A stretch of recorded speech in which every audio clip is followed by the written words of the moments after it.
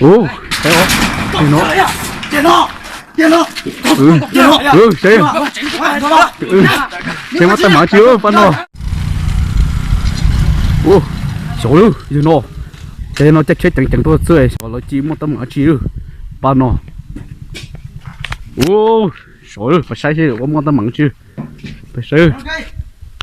Xin thêm cho tao rõ nó tôi. Ồ, thấy không? Thì nó. Xem. Xem mắt ta mở chưa, phân rồi. Xin tàu ơi, ơi tụi nó xin tàu lên trên, ơi tụi nó xin tàu lên trên. Ồ, thấy không? Tụi nó mở chưa?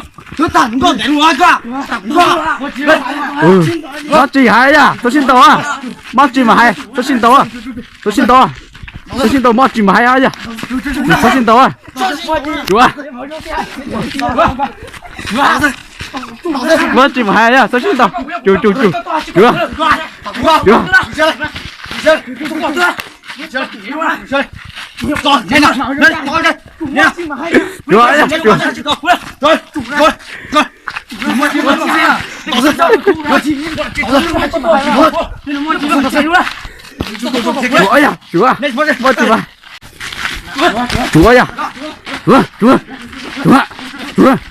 Chú xin tàu mắt chỉ là Malaysia nha.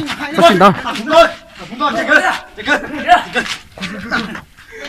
Ôi ôi, tụi nó thấu nó tôi chỉ kể là gì thấu nó chỉ tập ta chỗ giờ là một tấm mở chỉ tăng hồng câu thôi. Thế giờ nó kéo, sao? Kéo cho nó. Tấn đầu cái tầm mình à, chắc cái đó, cái gì đó, mà cứ chắc cái đó, thôi đi.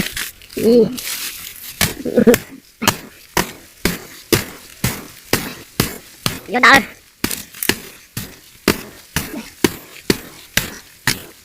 Có sẵn à?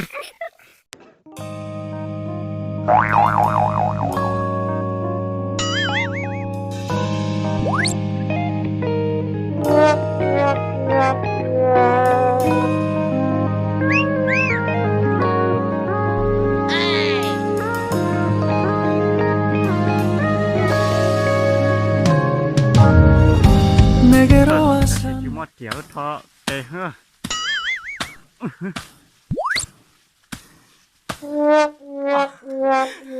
Tên nhau là nếu vậy thọ không phải đánh ta là cho.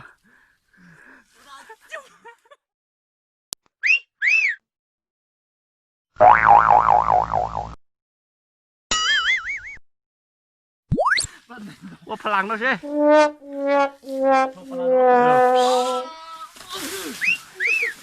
Cho đạt chưa? Ra